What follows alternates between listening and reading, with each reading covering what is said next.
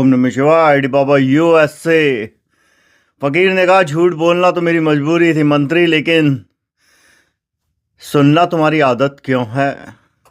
युधिष्ठिर ने कहा झूठ तो मुझे मजबूरी में बोलना पड़ा, लेकिन कर्म की सजा तो भुगतनी ही पड़ी।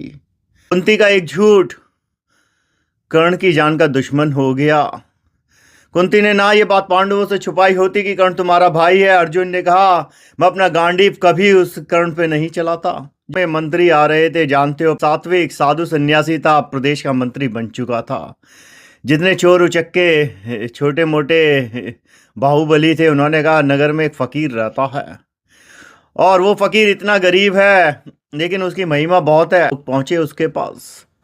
फकीर बोला भाई देखो मेरा कोई लेना देना है नहीं, मैं सीधा साधा आदमी हूँ, मैं नहीं जानता मंत्री क्या पूछेगा क्या जवाब देना, ये कहाँ रुकने वाली। इन्होंने ट्रेनिंग दी।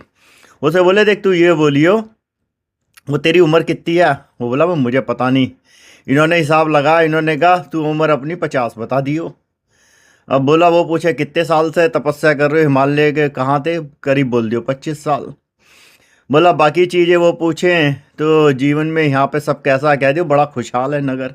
कुल मिला के उन्होंने 5-6 सवाल उसे रटवा दिए। अब जी प्रदेश मंत्री आए, फकीर सामने आया।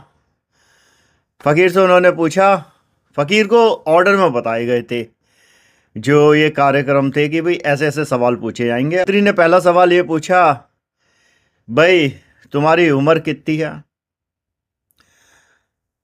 फकीर को ये पता था कि पहला सवाल ये पूछा जाएगा तुम कितने साल से तपस्या कर रहे हो, तपस्वी हो, फकीर हुए हो।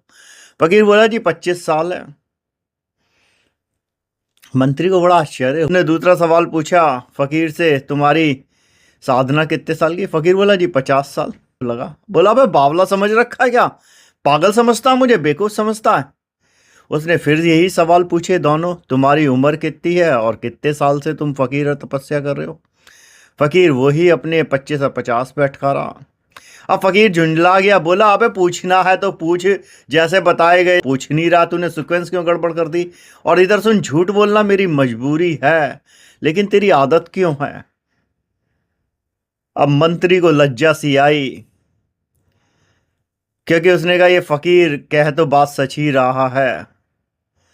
जब मैं भी जानता हूं कि मेरे आने से पहले कार्यक्रम है ये शूट होंगे, तो ये सब हमारे अपने जीवन में है। जो मंत्री और फकीर हैं हम अपने जीवन में, तुम्हें बहुत से लोग हैं तुम्हारे रिश्तेदार, चाहे बॉस हो चाहे वो नेता हो अभिनेता हो, तुम्हें उनके झूठ की ऐसी आदत लग जाती है वो छूटती नहीं।